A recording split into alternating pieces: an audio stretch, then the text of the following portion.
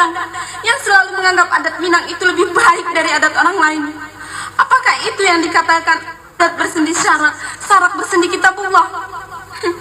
Kalau memang begitu, ternyata orang Minang itu munafik, lebih jahiliyah daripada orang jahiliyah di zaman dulu, yang selalu membeda-bedakan manusia dengan tingkat keturunan dan harta benda. Tukui, jangan berkicau yole. Saingganya kau mesti turut perintah den. Aden kau mama kau, kepanakan sepenta mama. Itu cara adat awak. Adat tu jangan kau rubah-rubah.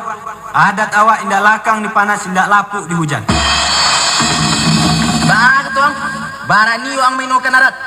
Adat pasal di sarak-sarak pasal di kitabullah wang katokan adat jahiliyah. Anang kadi kutuak kalamula lawang yuang. Kalau mbak itu orang awak ko penutup. Lain yang dikatukan lain puluh enam kerajuk. Dikatukan adat pesan di sarak pesan di kitabullah. Tapi cara pelaksanaan adat tu bertantangan juga kamu. Ajaran yang serupui kulan harus dikikih di muka bumi kau. Apa tuang? Adat kau ang kikirim kau bumi kau. Dek karena muka sui ang talang di adat. Ku adat tu kang abikan yo. Lah habi ube ang kau mayuang. Kagak duit lang lay.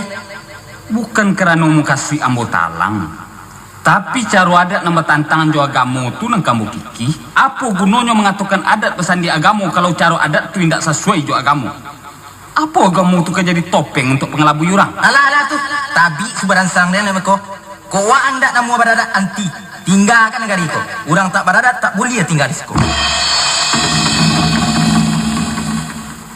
Grup teater Rumah Gadang 83 pimpinan Yus Pilihan mempersembahkan sebuah dialog adat dalam drama berjudul Menantang Badai karya Yus Pilihan.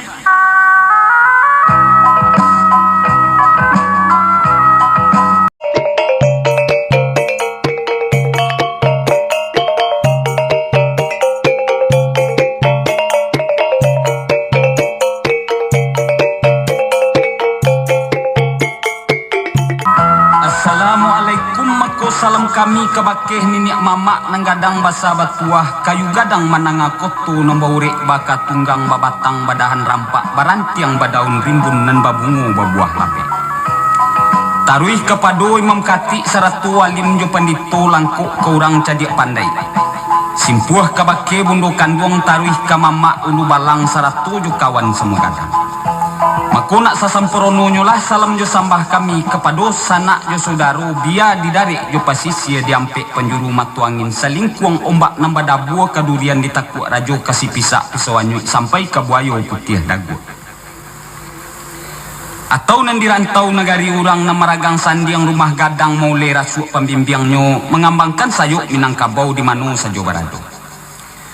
Pihak di kami orang mudo dan sayang di anak bapak tangih sayang di kampung bertinggalkan kini lapuk di Batawi karam di darik tanah jauh mengakih di hati batu mencotok di ujung rantiang de untuang sari badan sesu ndak terjalang kampung lain. Kadang-kadang taman wang surang singgalang rasu mengijuk merapi menggabik dua Rumah Gadang baimbau-imbau bak keputui hati di taraga. Apu kedayu dagang sansai piti sari pencarian susah badan bertambah tua juo bertambah jauh kampung kini. Sudah dinuk dimanuangkan dipikir dikana-kana padu langkah diganjur surui babalik pulang ke kampung padu menambah petanakan mengurangi suuk kemanakan biarlah kami merantau jauh tolong jo doa dari kampung. Mako keganti diri kami pulang penjalang ayah jo bundo penurut niniak jo mamak penyilau dun sanak kemanakan ke ibarat siria nan sakapua keganti rokok nan sabatang kobe arok orang kampung kami tatiangkan cara no basa berisi kaset sandiwara nambah namu menantang badai. Adapun isi ceritonya ado dua orang anak muda nan surang bujang surang gadih nan bujang banamu Tamrin nan gadih banamu Erma samu sekolah di Jakarta. Si Tamrin lah calon doktor, si Erma baru tamat SMA. Antara Tamrin jo si Erma terjalin suatu hubungan keduanya lah samu mencintoi. Tapi malang ndak dapat ditulak mujuan dan ndak dapat diraih. Sajak hubungan kedua nak muda tu diketahui dek keluarganya nan di kampung, maka hubungan tu menjadi sengketa. Karena menurut pandangan sebagian orang tua-tua hubungan antara Tamrin jo si Erma tu ndak sesuai menurut adat. Akibatnya terjadilah perbedaan pendapat antara mamak jo kemanakan. Maku angin baseru mbak basabuang buruh manggaga patui badantum kilek berapi-api alamat badai di lautan. Laiko selama isi tamrin si Erma menantang badai itu, amarilah sama-sama kita dangakan ba jalan curito. Tapi sebelum curito kita dangakan kepaduang kuangku ninik mamak nanggadang basa batuah, kepaduang kuangku cadik pandai kami dari kampung sampai karantau. Kami susun jari nan 10 bonjamkan lupik ke bumi batakwakan kepalunan satu bamohon kami bagianku. Sebab kami yakin dalam kami mantakan curi toko tentu banyak sumbang jangganyo salah je kilafnya. Maka dari itu kami arokkan tago sapo tunjuk ajaran dari angku. Kami menanti bimbingan dari mamak seratu nasihat dari angku. Sebab kembaa dek baik itu. Karena kami orang mudo akabalun pendapik kurang alemu jauh sekali. Jadi dek garuk kato telompek badan kecalo ndak tekana, mako teraduk tutua dengan sapo, eriang jo gendeng, ko indak terpakaikan tampan jo turati, lelo jo kurenah, atau menembak indak kalamai, melantiang indak kanai tangkai. Tentu tagisi mamak baki nanya, tersingguang niniak baki turun, telandu mandeh di janjang. Maafkan kami tentang itu. Terima kasih penyudahinyo, salam ta'azim penutupnya. Selamat kita mendamaikan.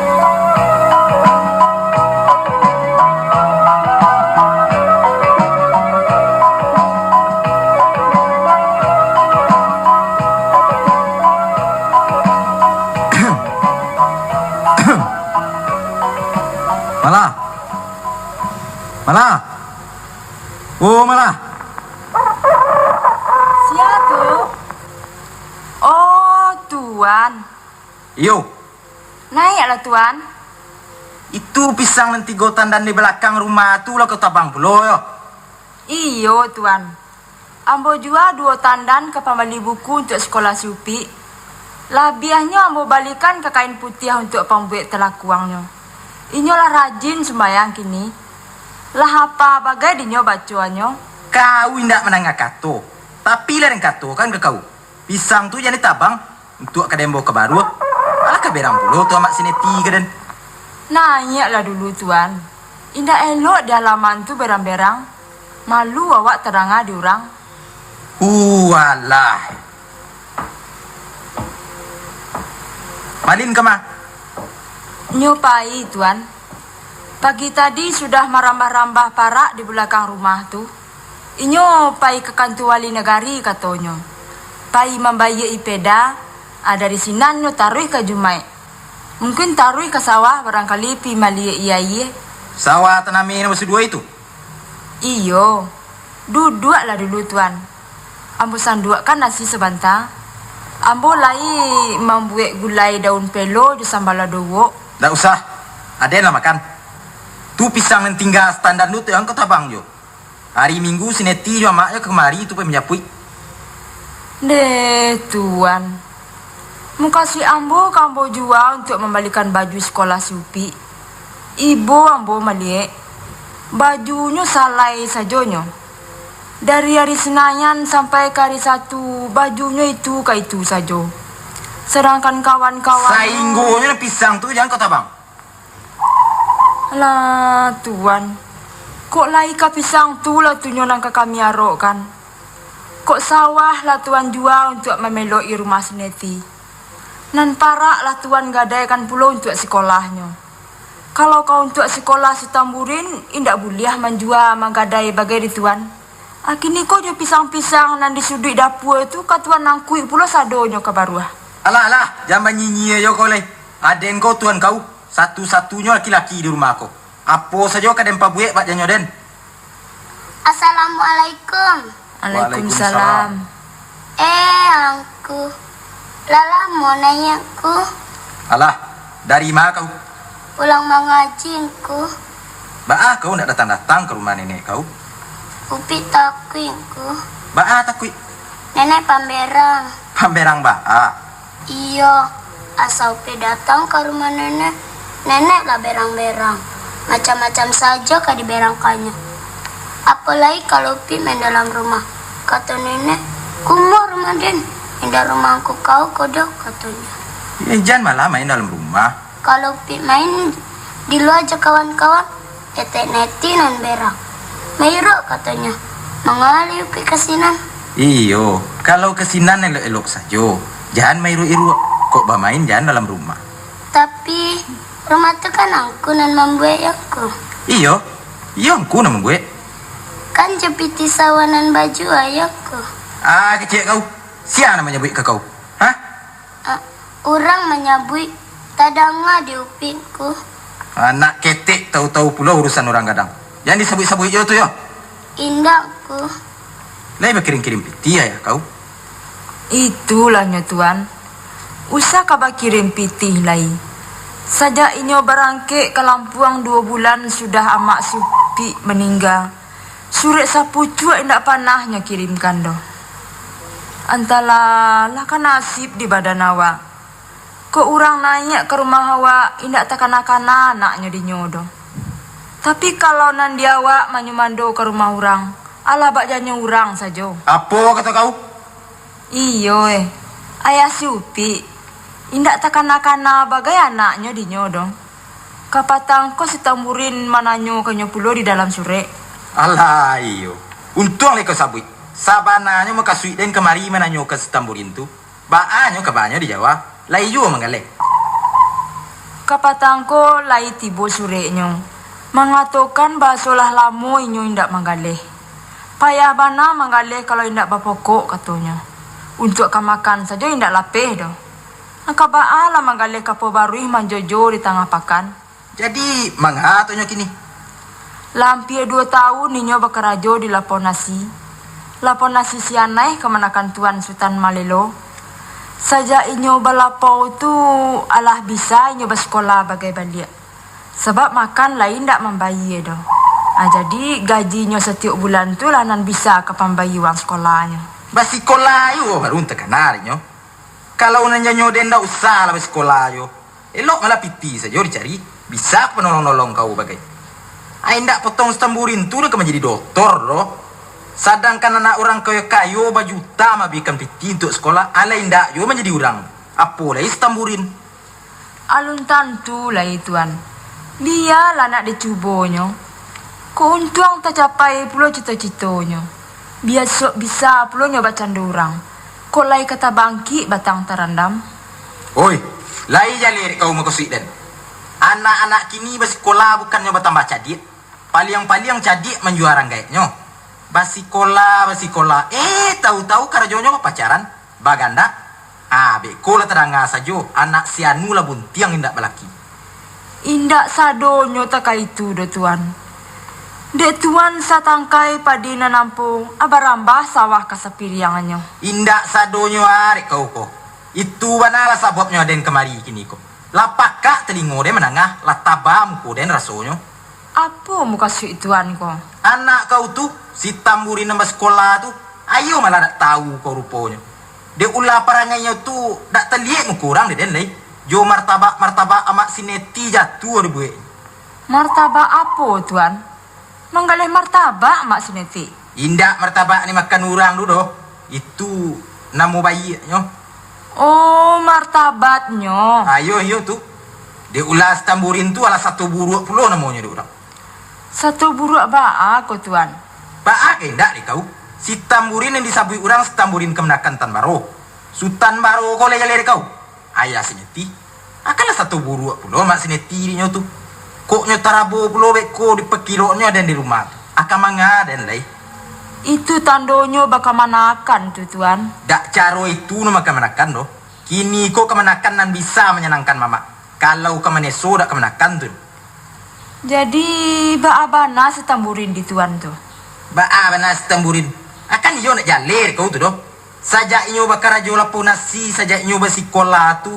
Alun tantu lagi menjadi doktor. Anak orang lah yang guaknya pulo. Laba ganda-ganda, laba pacaran.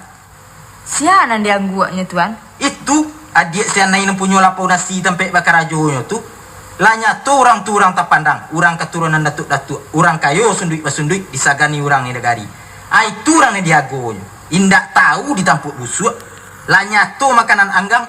Dek pipi bercotok pulo. Tak tahu badan kata cakit. Usah itu bana mengecek tuan. Ko orang musikin indak babanso bana awak ko. Alun tantu lai si tamburin tu nambah salah. Ambu lai pulo mandanga kabar tu. Dan alah mau tanyakan ke si Tamburin dalam sore. Menurut kata si Tamburin, indah inyo dona manggua si Ema tu. Tapi si Ema tu banana tak gilo-gilo kainyo. Indak ka mungkin si Ema tu kata gila-gila kanyo. Apa ke dia rok kanyo si Tamburin tu? Lai jale dek kau usia keluarga si Ema tu. Indak potong si Tamburin tu ke jadi sumandonyo doh. Cara adat awak le tentu dek kau. Kok tagak sama tinggi duduk sama randa saukuang kok menjadi. Kalau cairo si suaknya orang datuk-datuk tu sama raja-rajo. Dan kan menjadi sumando raja-rajo keturunan raja-rajo pulo.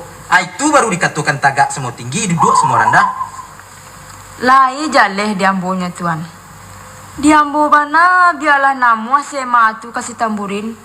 Dan diambo kurang juga sesuai nyonya tuan. Sebab kaba abana lah bisanya sabau atah jubare. Tiba di tampian kaba sisiah jo. Kalau si Tamburin ko kaman jadi kudo palajang buki sajo inyo indak diambo tu doh. Lah ka ibarat ijuk nak jadi sapu pulo tu nyo. Lupa dinyo anau dalam rimbo. Aden pulo kau gisia tu ya. Indah. Muka si ambo jangan sampai si Tamburin ko jadi padusi pulo di rumah orang. Gilo di ari-ari bini saja. Sebab banyak contoh nan ambo calia. Kalau nan bansai babini kayo, ada rumah bininya serupa kabau bercucuk iduang. Tapi kok di rumah dun sanaknya, bara bulan liat incik mato mariak marau dun sanak kemanakan. Asa do pancarian lingkui ke bininya. Ainda ado tasimpia untuk kemanakan lai. Malah nan di rumah dun sanak, dia luiknya pulau ke rumah bininya. Indak basuo papatah kaluak paku kacang balimbiang ni dong. Ayo tu, itu benar tu dah kau. Jadi beko kok pulang si Malin katakan kanyo suruh membuat surat ke si Tamburin. Suruh putuikan ubuangnya aja Sema tu. Kalau paralu baranti ke rajo sinan. Jangan menjadi gunjiang yo di orang kampung. Cukui bansai awak sejauh disebut orang. Alai jalere kau tu. Lai tuan. Alah, ada yang kepulang lai.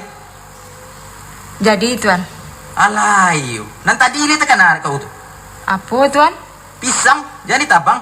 Kau untuk amak sineti tu.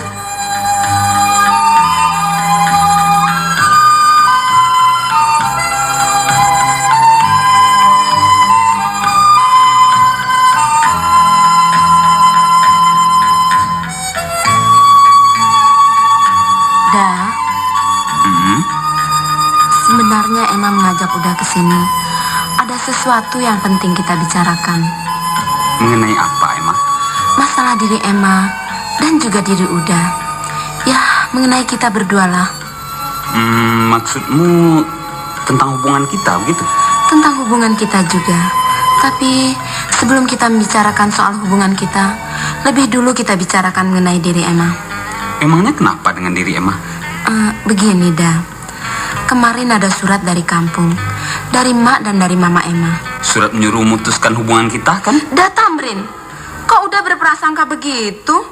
Apakah udah ingin memutuskan hubungan kita? Idih, itu nyolotnya. Udah cuma bercanda kok. Lagian, orang serius dia bercanda. Oh iya, apa sih isi surat itu? Itu dah. Kata Mak dan Mama di kampung, kalau Emma sudah menerima STTB dari SMA nanti, Emma disuruh pulang ke kampung untuk menetap di sana, buat menemani Mak, karena Mak sudah tua. Lantas, bagaimana dengan sekolah Emma? Menurut dia, kalau Emma ingin kuliah, supaya kuliah di Padang saja. Terus bagaimana? Ya, bagaimana ya? Itulah makanya Emma membicarakannya dengan Uda. Bagaimana menurut pendapat Uda? Kalau masalah itu sulit bagi Uda untuk memberikan pendapat, Emma. Karena ini adalah masalah intern keluarga Emma. Memang, ini adalah masalah intern keluarga Emma. Tapi kan tidak ada salahnya kalau Emma minta pendapat dari Uda. Wajar dong kalau Uda memberikan pendapat pada Emma dalam menghadapi masalah apapun juga. Karena di antara kita kan sudah terjalin suatu hubungan. Benar. Uda bisa saja memberikan pendapat. Tapi dalam masalah ini sulit bagi Uda rasanya, Emma. Jadi Uda akan biarkan saja kalau Emma pulang ke kampung dan menetap di sana untuk selama-lamanya. Emma, kau harus ingat, Emma. Yang menyuruh pulang itu adalah Mak dan Mama Emma. dia itu adalah orang yang paling berhak atas diri Emma pada saat ini. Bila mereka menghendaki begitu, udah takkan bisa berbuat apa-apa. Dan udah akan bersenang hati apabila kita berjauhan. Lama-lama hubungan kita akan putus dengan sendirinya. Begitu kan? Nah, kok Emma jadi ngelantur? Saya rasa saya tidak ngelantur. Memang begitu adanya. Ternyata dugaan Emma selama ini sekarang terbukti. Cinta Uda terhadap Emma hanya karena terpaksa. Karena kasihan melihat Emma mengemis cinta setiap saat. Emma, apakah kau selama ini tidak merasakan bagaimana cinta dan kasih sayang yang kuberikan kepadamu? Aku merasakan kalau cinta dan kasih sayang yang diberikan padaku selama ini hanyalah sandiwara. Karena sekedar untuk mengobati hatiku agar aku tak kecewa. Ya, bagiku wajar kalau kau menganggap begitu. Karena aku tak bisa berbuat lebih dari itu. Sebab tak mungkin seseorang yang miskin dan orang kebanyakan seperti aku ini akan dapat membuktikan cintanya seperti orang kaya yang terpandang di mata masyarakat. Bukan itu yang kumaksudkan, Uda Tamrin. Tapi perasaan cintamu terhadapku. Kalau cinta Uda terhadap diriku benar-benar dari lubuk hatimu, takkan mungkin Uda membiarkan begitu saja dalam menghadapi problem seperti ini. Siapa saja yang mencintai sesuatu akan berusaha sekuat tenaganya agar jangan berpisah dengan yang dikasihinya. Aku takut kehilanganmu, Uda. Tapi aku harus berbuat apa, Emma? Kalau Uda mau, banyak yang bisa Uda perbuat. Maksudmu agar aku segera melamarmu, begitu? Itu juga bisa, kalau Uda tidak keberatan. Aku rasa sulit, Emma. Menyuruh orang yang tidak mau memang sulit. Tapi kalau udah mau, rasanya tidak ada kesulitannya. Sebab sudah Ana sudah mengetahui dan tidak pernah melarang hubungan kita ini. Iya, Uda Anas memang sudah mengetahui dan tidak pernah melarangnya. Tapi kau jangan berpandangan sampai di situ saja, Emma. Masih banyak yang lain yang harus kau pikirkan. Dan kau harus menilai siapa diriku ini dan bagaimana keadaanku. Aku mengerti, Dang. Kalau kau adalah seorang mahasiswa calon dokter yang keadaannya sangat krisis untuk membiayai kuliahnya, yang harus dibiayai sendiri dengan hasil jerih payahmu bekerja sebagai seorang pelayan restoran. Nah, kalau kau mengetahui itu semua, apakah usulmu tadi itu akan bisa aku laksanakan? Sedangkan untuk makan sendiri dan biaya kuliahku saja, untunglah udah Anas bermurah hati menerimaku bekerja di restoran. Kalau tidak, ya entahlah bagaimana jadinya nasibku ini. Yang aku maksudkan bukan untuk melamar supaya langsung nikah dan hidup berumah tangga, dah. Aku hanya menginginkan sebelum kepulangan ke kampung nanti, agar hubungan kita ini mempunyai ikatan dan direstui oleh keluarga kita kedua belah pihak. Hanya itu. Baiklah, Emma. Rupa-rupanya kau sangat serius dalam masalah ini. Tidak ada jalan lain bagiku untuk menolak. Sekarang aku terpaksa membuka tirai yang selama ini menyelubungi hubungan kita ini. Aku harap agar kau bisa mengendalikan perasaanmu setelah kau mengetahuinya nanti. Apa maksudmu, dah? Begini, Emma. Sebenarnya hubungan kita ini sudah diketahui oleh semua orang. Bukan saja orang-orang kita yang berada di Jakarta ini. Bahkan di kampung sudah menjadi bahan omongan orang. Aku mengetahui ini semua dari surat yang dikirimkan orang tuaku dari kampung. Salah satu dari surat itu adalah yang baru saja aku terima 4 hari yang lalu. Ini suratnya. Lebih baik kau baca sendiri. Sumayang 1 Juli 1982. Menemui Ananda Tamrin di Jakarta. Bismillahirrahmanirrahim. Assalamualaikum warahmatullahi wabarakatuh.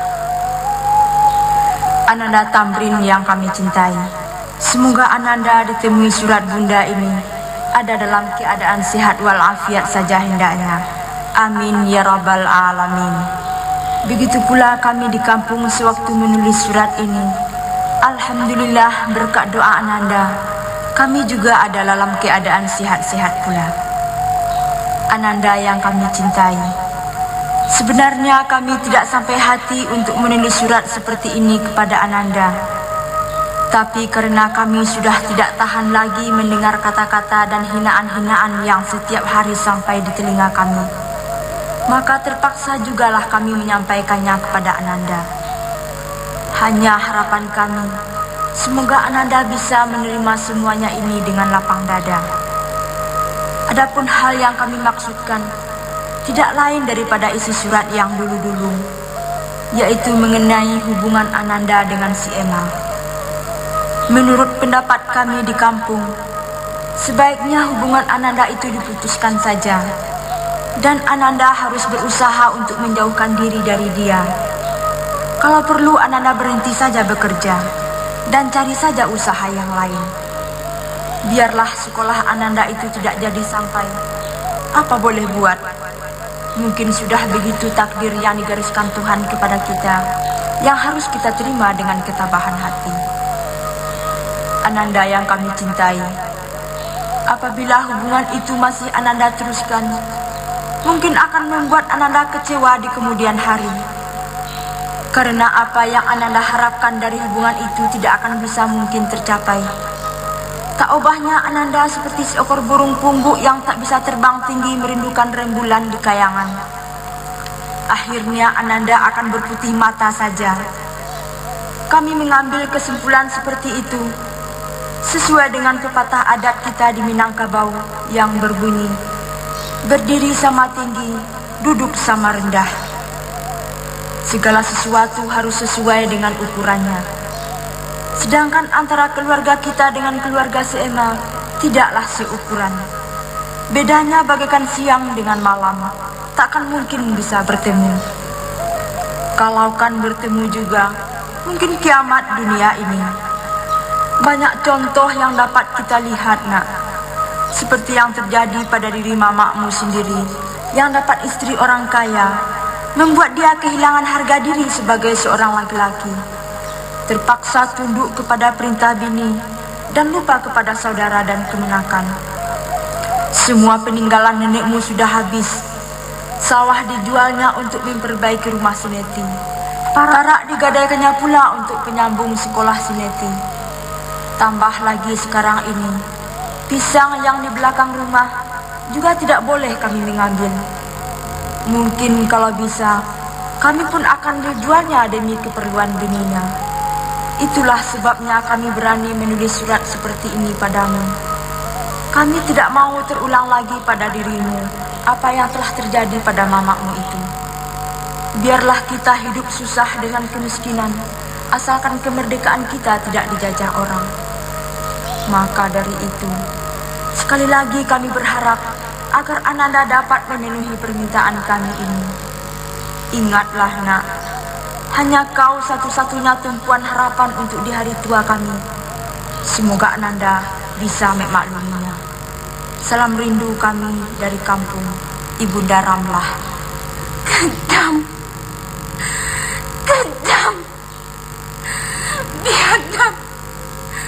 Apakah itu yang dikatakan adat? Begitukah adat yang dibangga-banggakan orang Padang, yang selalu menganggap adat Minang itu lebih baik dari adat orang lain? Apakah itu yang dikatakan adat bersendi syarak, sarak bersendi kitabullah? Kalau memang begitu, ternyata orang Minang itu munafik, lebih jahiliyah daripada orang jahiliyah di zaman dulu, yang selalu membeda-bedakan manusia dengan tingkat keturunan dan harta benda. Emma,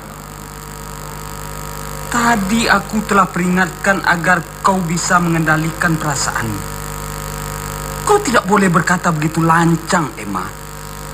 Semua orang akan tersinggung oleh kata-katamu itu. Kita harus membicarakannya dengan hati lapang dan kepala dingin.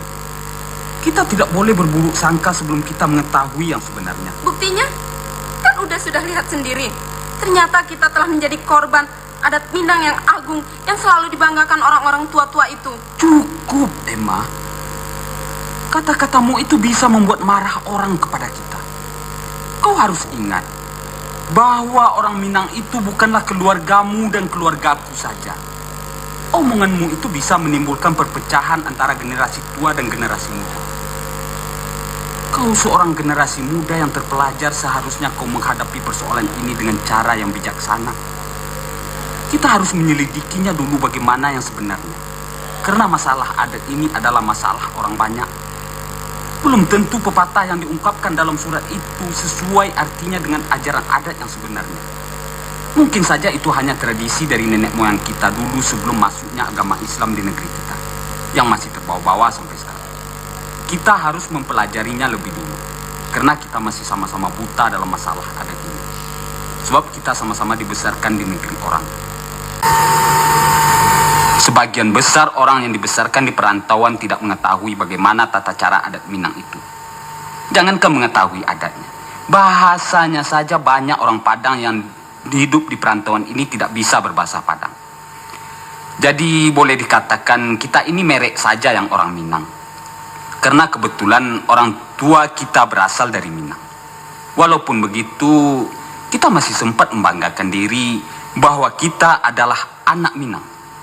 Ya, setidak-tidaknya bangga dengan masakannya yang terkenal di mana-mana. Dan orangnya yang pintar-pintar berdagang. Bukankah begitu, Emma? Benar, dah. Mendengar kata-kata Uda itu, aku jadi menyesal dengan omonganku tadi.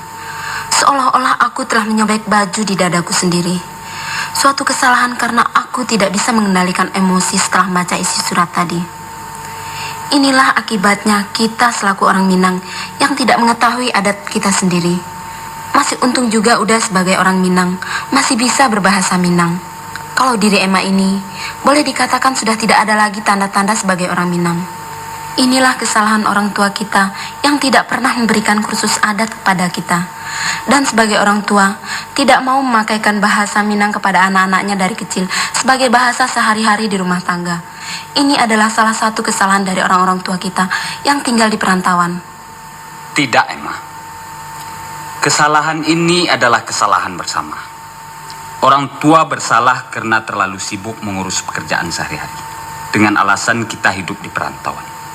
Sehingga tanpa disadarinya, kewajibannya kepada anak tidak terpenuhi lagi. Karena di perantauan ini, baik orang tua laki-laki maupun orang tua perempuan sama-sama sibuk membanting tulang dengan usahanya masing-masing. Kadang-kadang pergi pagi, pulang malam. Urusan rumah tangga diserahkan sama pembantu. Jadi, waktu yang seharusnya disediakan untuk mendidik anak sudah tidak ada lagi. Begitupun si anak.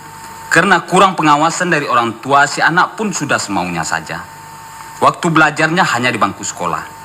Malah waktu belajar di sekolah itu pun tidak sepenuhnya dimanfaatkan untuk menuntut ilmu. Nah, disinilah letak kesalahannya. Baik orang tua maupun si anak sama-sama bersalah. Oh iya, jadilah Emma. Kembali kita kepada persoalan semula. Oh, iya. Omongan kita jadi ngelantur kemana-mana. Jadi bagaimana menurut pendapat Uda? Menurut pendapat Uda, persoalan ini tidak bisa kita selesaikan dengan tergesa-gesa. Kita harus mempelajarinya terlebih dulu. Kita tidak boleh melanggar adat selagi adat itu berjalan sesuai dengan hukum agama Islam dan tidak bertentangan dengan undang-undang yang berlaku di negara kita ini. Karena kita selaku orang Minang yang beragama Islam dan bernegara Indonesia, kita harus tunduk kepada 3 hukum, yaitu hukum adat, hukum agama, dan hukum negara. Bagaimana kalau di antara hukum yang 3 itu, antara satu dan yang lainnya, ada yang tidak sesuai atau bertentangan? Kalau dinilai dari dasar-dasar hukum itu sendiri, dari ketiga hukum itu tidak ada yang tidak sesuai, apalagi yang bertentangan. Sebab adat Minang itu bersendikan agama yang berpedoman kepada Quran dan hadis Rasul. Begitupun negara kita yang berdasarkan Pancasila. Pancasila itu sendiri sesuai dan tidak ada yang bertentangan dengan ajaran Islam. Tapi kalau ternyata adat itu sesuai dengan yang dikatakan dalam surat tadi, bagaimana? Emma, kalau memang benar ajaran adat Minang masih membedakan manusia dengan tingkat keturunan dan harta benda, berarti adat itu tidak sesuai dengan ajaran Islam dan bertentangan dengan falsafah Pancasila yang menjadi dasar negara kita. Maka aku berjanji akan merombaknya. Kalau perlu mengikis habis semua ajaran-ajaran yang tidak benar itu. Aku rela mati sebagai seorang pahlawan pembaruan adat. Baiklah kalau begitu. Dan bagaimana dengan rencana kepulangan Emma itu? Menurut Uda, karena kau telah mengetahui semua persoalannya, sekarang lebih baik kau mengikuti dulu kemauan mak dan mama itu. Kau pulang ke kampung. Aku rasa dengan kepulanganmu itu, semua orang di kampung itu akan menjadi tenang. Dan tidak akan ada lagi omong-omongan yang saling jelek menjelekkan di antara keluarga kita. Bagaimana dengan hubungan kita, dah? Kau tidak usah khawatir, Emma. Selagi kau masih tetap dengan pendirianmu, aku pun tak akan mungkir dari janji-janji yang pernah kuucapkan padamu.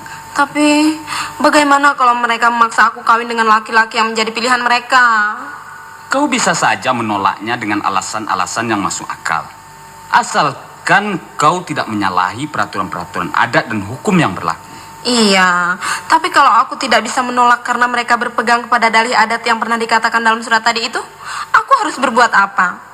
Kita orang Minang ini kan harus patuh, tunduk kepada perintah mama. Benar, Emma. Kita harus patuh kepada perintah mama. Selagi mama itu berjalan pada jalan yang benar, tidak menyimpang dari ajaran adat, agama, dan hukum yang berlaku di negara ini. Aku mengerti, dah. Namun, apalah dayaku sebagai seorang perempuan? Apa yang bisa kuperbuat bila semuanya ini terjadi? Apalagi kalau ajaran adat kita menghendakinya begitu. Malah sering kita dengar seorang gadis remaja yang dipaksa kawin oleh mamanya dengan seorang laki-laki tua yang bergelar datuk. Konon kabarnya datuk-datuk di kampung itu jarang yang punya istri satu orang. Kebanyakan 2, 3, sampai 4. Bahkan ada yang lebih dari itu. Apakah hal yang semacam itu tak mungkin terjadi pada diriku, dah? Iya, itu mungkin saja bisa terjadi. Malah sering kita dengar seseorang yang dipaksa kawin oleh orang tuanya dengan dasar yang seperti terjadi di diri kita sekarang ini. Peristiwa itu tidak hanya terjadi di kalangan kita suku Minang saja. Pada suku-suku lain pun banyak kita dengar. Tapi aku yakin, walaupun aku seorang putra Minang yang boleh dikatakan buta dalam masalah adat, aku bisa memastikan bahwa pandangan seperti itu bukanlah menurut ajaran adat. Karena itu sudah merupakan suatu perkosaan terhadap hak azazi seseorang. Tak mungkin di negara yang berdasarkan Pancasila dan sebagian besar dari penduduknya yang beragama Islam ini akan terdapat ajaran adat yang masih membeda-bedakan manusia dengan tingkat keturunan. Aku cenderung bahwa pikiran orang tua-tua seperti itu masih dipengaruhi oleh paham-paham nenek moyang kita di zaman dulu, sebelum agama Islam masuk. Nah, oleh sebab itu, marilah kita sebagai generasi muda berjuang untuk melestarikan adat yang sesuai dengan ajaran agama dan tidak menyimpang dari hukum negara. Kita harus mengembalikannya sesuai dengan dasar adat itu sendiri, yaitu adat bersendi sarak, sarak bersendi kitabullah. Dan kita buang paham-paham yang tidak sesuai dengan adat itu sendiri, yang sebagian orang tua-tua kita masih menganggap sebagai adat. Sebab paham-paham seperti itulah yang sering membuat perpecahan di kalangan masyarakat. Percayalah, kalau kita bisa mempertahankan citra adat itu sesuai dengan dasarnya tadi, pasti tidak akan terjadi lagi kesalahpahaman di kalangan masyarakat, baik generasi tua maupun generasi muda. Sebagai seorang wanita, aku rasa sulit bagiku untuk menembusnya sampai ke sana, dah. Apalagi yang harus dirubah itu menyangkut dengan tradisi yang sudah mendarah daging pada mereka. Dan yang akan ditantang itu justru mama dan orang tuaku sendiri. Tak ubahnya seperti menentang badai di tengah lautan. Suatu pekerjaan yang sulit. Perjuangan tidak mengenal laki-laki atau perempuan, Emma. Demi untuk kebenaran siapa saja mempunyai hak untuk menegakkannya. Walaupun anak kecil yang masih ingusan sekalipun. Begitupun sebaliknya, siapa saja bisa disanggah apabila dia di pihak yang salah. Baik dia seorang raja atau seorang yang disegani. Bahkan orang tua sendiri pun boleh ditantang kalau perbuatannya menyimpang dari kebenaran. Baiklah, dah. Jadi, apa yang harus kulakukan setelah aku sampai di kampung nanti? Begini, Emma. Setibanya kau di kampung nanti, kau harus bersikap biasa-biasa saja. Seolah-olah kau tidak mengetahui apa yang terjadi di antara keluarga kita. Nah, di samping itu kau harus menyelidiki kebenaran isi surat itu kepada orang-orang yang dapat dipercaya. Bagaimana kalau sekiranya mak dan mama aku menanyakan persoalan ini? Kau katakan saja terus terang bagaimana adanya. Kalau dia melarang dan memaksa memutuskan hubungan kita? Kau tanyakan, Apa sebabnya dia melarang? Kalau memang karena perbedaan keturunan dan harta benda itu, maka kau harus menerima dulu apa adanya.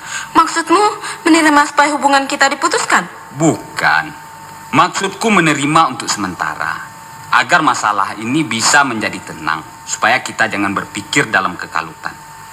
Nah, untuk langkah selanjutnya, selama kau di kampung, kau harus mempelajari ajaran-ajaran adat kita itu. Terutama sekali yang menyangkut dengan persoalan kita ini. Bila ternyata nanti faham yang menghalangi hubungan kita itu tidak sesuai dengan ajaran adat yang sebenarnya, barulah di situ kita bisa mengemukakan kebenaran yang sesuai dengan 3 hukum yang harus kita taati. Kalau bisa kita robah semua paham-paham yang masih berpandangan sempit itu, yang selalu membuat pandangan sinis suku lain terhadap suku kita di Minang ini. Sebab masih banyak lagi pandangan-pandangan sempit semacam itu yang sampai sekarang menjadi pameo bagi orang lain. Kalau begitu, baiklah. Aku akan mengikutinya. Asalkan... Percayalah sayang, aku akan berusaha. Tapi kita harus ingat bahwa jodoh itu Tuhanlah yang mengaturnya. Benar. Tapi kita wajib berusaha. Karena takdir itu letaknya di ujung usaha manusia. Kau benar, Emma. Maka dari itu, marilah kita sama-sama berusaha. Semoga Tuhan mempertemukan jodoh kita. Nah, sekarang marilah kita pulang dulu. Hari sudah sore. Oh, iya. Sudah jam 5. Yuk, kita pulang. Yuk.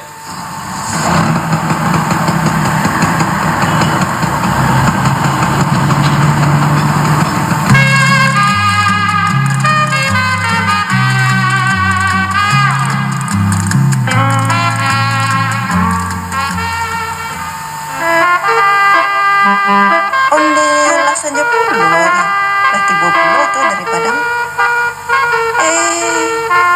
Bunyinya kok berhenti di muka rumah tuh. Siapa lah nanti bang? Emma di sini turun. Ini rumah Emma. Ini dah yang ada pohon rambutan ini. Iya, tuh maknya keluar. Anak gadis rancak contohnya. Tapi pakai sarawak. Abangnya cendol laki-laki. Teh, bato celiakan saja. Siapa tuh gue? Orang dari mana? Indak jale deh teh. Kan anak etek tuh. Si Emma dari Jawa. Kau mah? Iya, Mak.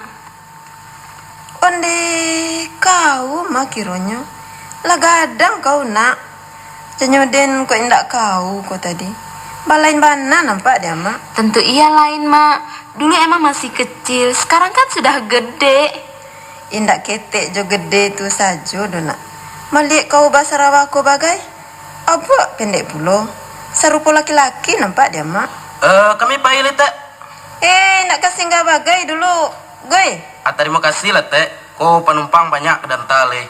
Terima kasih ya, dah. Sama-sama Emma. Deh kau nak. Mela nanya. Mak, kok rumah kita lain sekarang, Mak? Dulu rasanya rumah kita tinggi, seperti rumah adat yang di Taman Mini. Iyo, itu rumah nan lama.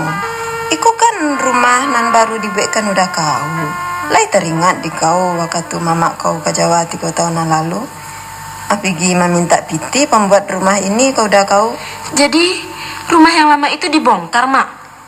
Indak, tidak dibongkar do. Rumah itu kini etek kau nan menghuninya. Sama siapa kau dari Jawa? Sendirian, Mak.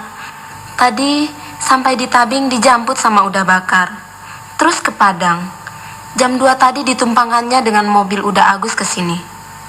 Oh, si Bakar nama Japi kata Biang. Jadi, Jaka Patabang kau dari Jawa ya?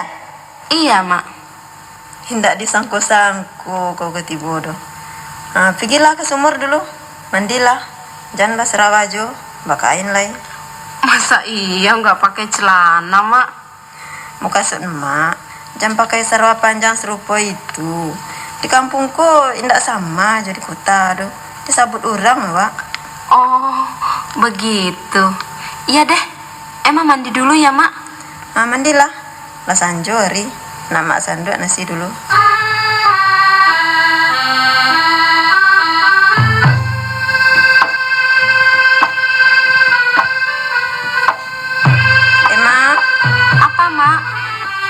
Alah selesai.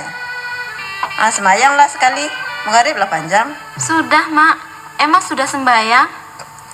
Honde, jangan baju serupa itu kau pelakaikan lain nak. Kok tiba mama kau beko ributnya? Tukarlah jangan lain. Emangnya kenapa, Mak? Indak kenapa-kenapa do. Baju sampit indak berlangan tu indak patut dilihat orang. Awak di kampung, indak di kota do. Tukarlah lakas.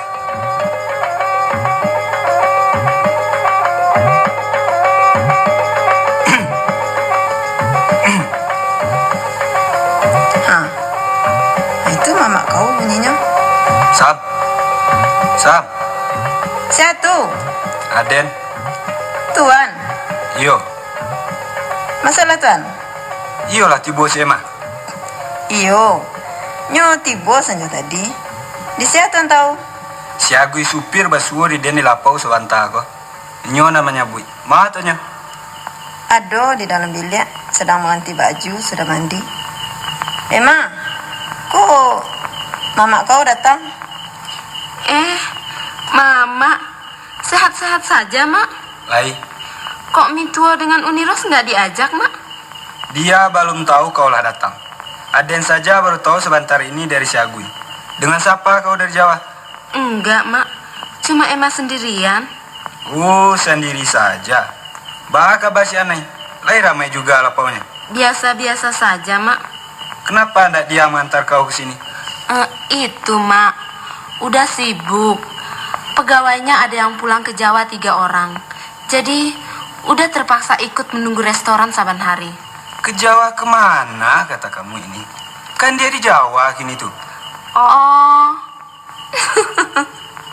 Atau galak kamu? Enggak, Mak. Itu kalau di Jakarta pulang ke Jawa itu pulang ke Jawa Timur, Mak, atau ke Jawa Tengah. Kalau daerah Jawa Barat itu daerah Sunda namanya, Mak. Oh begitu. Jadi bahasa nih kata kamu. Iya, udah Anas nggak bisa ngantar Emma ke sini karena dia sibuk. Tapi udah berkirim surat buat Mama. Kirim baju, celana, kain sarung, juga untuk Uniros dan Mituo. Mana surat tuh? Coba ambil bawa ke sini. Alah, lupa mbak. Tuan kedibikan kopi teh mani? Kopi lah.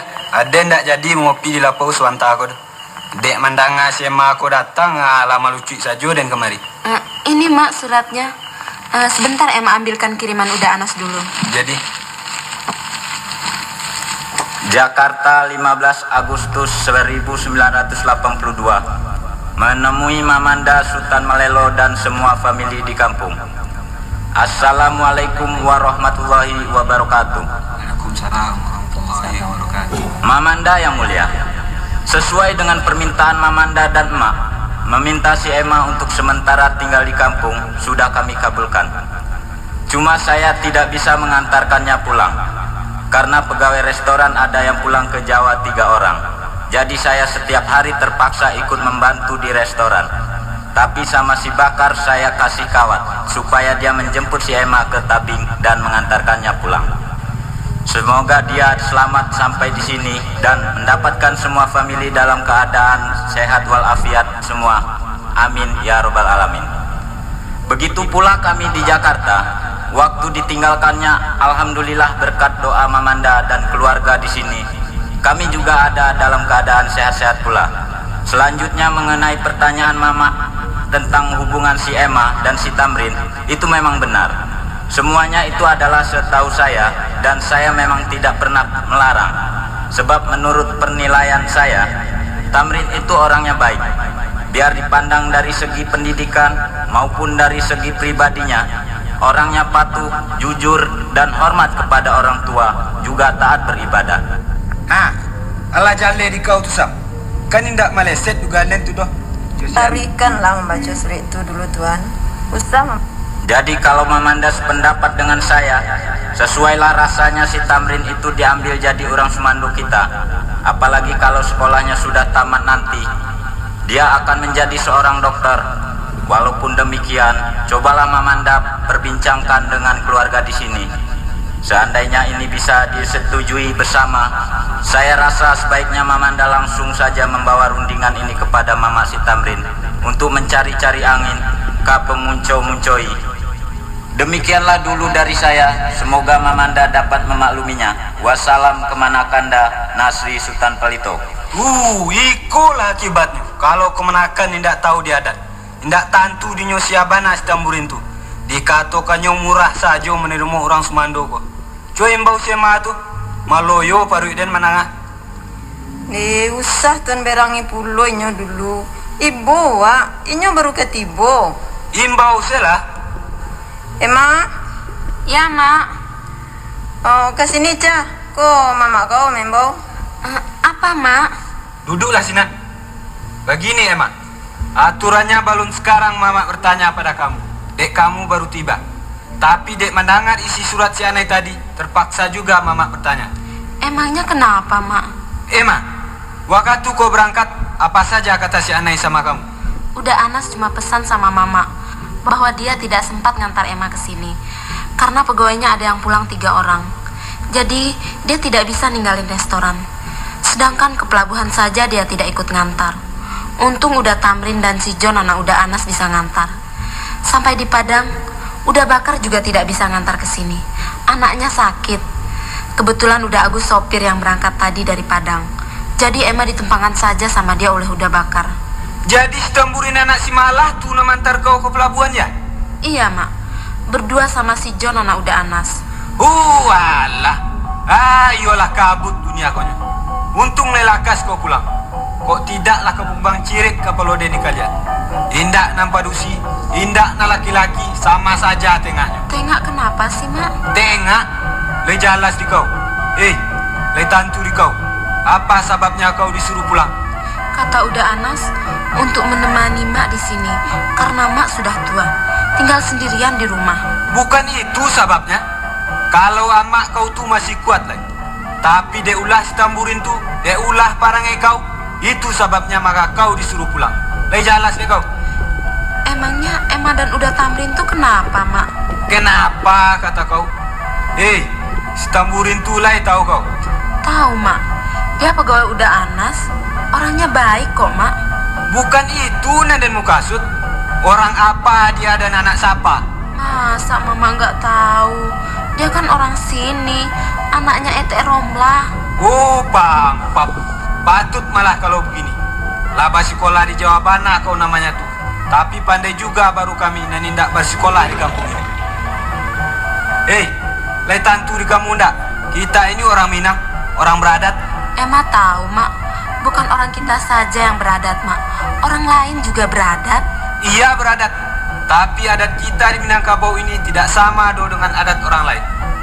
Kita di Minang ini terbagi dengan beberapa suku. Dalam suku itu terdapat pula beberapa golongan yang dikatakan berjanjang naik, bertanggo turun. Tagak sama tinggi, duduk sama rendah. Mukasudnya, ado nan di atas, ado nan di bawah. Ado nan tinggi, ado pula nan rendah. Nan paling tinggi dalam golongan itu adalah golongan orang datuk-datuk. Golongan datuk-datuk inilah yang disagani dan dimuliakan di masyarakat di Minangkabau. Sama saja, Mak. Baik adat kita maupun adat orang lain, selagi adat itu bertujuan untuk membentuk suatu masyarakat yang berbudi luhur, berarti adat itu baik. Adat yang tidak baik itu adalah adat yang membawa orang ke jalan yang salah, seperti adat maling umpamanya, adat penipu, adat garong, dan yang lain-lain yang membawa orang kepada kesesatan. Orang-orang itu pun beradat, Mak, tapi adat yang tidak baik. Begitupun mengenai golongan-golongan yang Mama katakan tadi. Tidak saja di Minangkabau ini, pada suku-suku lain pun terdapat golongan-golongan seperti itu. Seperti di Jawa umpamanya. Golongan Raden itu adalah golongan yang paling tinggi menurut orang Jawa. Sama halnya dengan golongan Datu-Datu di Minangkabau ini. Tapi, apakah tingkat Raden dan Datu itu sudah dapat menjamin kemuliaan seseorang? Belum tentu, Mak. Pasti, Emma. Seseorang yang bergelar Datuk, pasti dia orang terpandang dan dimuliakan di Minangkabau ini. Tak banyak seperti seorang raja pada sebuah kerajaan. Baiklah, tapi kalau seorang yang bergelar Datu itu tidak mempunyai budi pekerti yang baik, suka mengganggu istri orang, dan merampas anak gadis orang, apakah ini masih bisa dikatakan mulia dan terpandang? Tidak mungkin. orang yang menjadi datu atau penghulu itu bukanlah orang sembarang orang. Dan untuk menjadi datu itu mempunyai beberapa syarat. Salah satu dari syaratnya yaitu tabligh, yang artinya menyampaikan segala nan baik, melarang segala nan salah. Jadi tak mungkin seorang datu itu kan mengarajokan kerajonan salah. Lupa Mama barangkali berapa banyaknya cerita-cerita yang kita dengar seorang yang menyandang gelar datu atau penghulu itu yang seolah-olah berperan sebagai seorang bandit dalam sebuah film. Bahkan pada zaman sekarang ini, saya pernah menonton sebuah sandiwara yang disiarkan melalui televisi, menampilkan seorang yang bergelar datu sebagai tuan tanah dan rentenir, memaksa kawin dengan anak gadis yang sebaya cucunya karena orang tuanya tidak bisa membayar utang, yang akhirnya anak gadis itu mati bunuh diri. Apakah yang begitu masih bisa dikatakan mulia dan terpandang, Mak? Itu bukan datunya yang salah, tapi pribadi orang tuh tak benar. Itulah maka Emma bilang tadi, bahwa dengan punyai gelar datu itu belum tentu bisa menjamin kemuliaan seseorang. Terserah ke kamu lah. Yang jelas sekarang, kita adalah keturunan datu-datu, orang yang terpandang dan muliakan orang di negari ini. Jadi mengenai hubungan kau Josi Tamburin tuh, mulai saat kini kau harus kau putuskan. Sebab antara keluarga kita dengan dia tidak seukuran. Kalau keluarga orang datu-datu, sumandonyo harus orang datu-datu pula. Tidak bisa orang kebanyakan. Baik itu cara adat awak. Adat nan tak lakang dipanas dan tak lapuk di hujan. Kalau kita melanggar adat akan terdandu. Emma memang belum mengerti cara-cara adat kita, Mak. Tapi Emma pernah dengar bahwa adat kita di Minangkabau ini mempunyai dasar. Adat bersendi sarak, sarak bersendi kitabullah, Mak. Iya, memang begitu. Tak salah. Jadi, berarti ajaran dan hukum-hukum adat kita harus sesuai dengan ajaran dan hukum-hukum agama Islam ya, Mak? Harus. Kalau tidak begitu tidak dikatakan adat bersindi sarak, sarak bersindi kitabullah. Makanya ada orang-orang ahli adat itu mengatakan kalau indak orang Islam tidak boleh mengaku orang Minang. Nah, kalau begitu Mamak sendiri yang telah melanggar adat dong, Mak. Apa kata kau? Aden kau katakan melanggar adat ya? Di mana kau beraja? Mamak jangan marah dulu dong, Mak. Dengar dulu Emma bicara. Cobalah. Di mana salah Den kau? Barani kau mengatakan Den melanggar adat? Begini, Mak. Barusan Mamak kan mengatakan bahwa adat kita harus sesuai dengan ajaran Islam. Iya. Kenapa Mamak melarang Emma berhubungan dengan Uda Tamrin?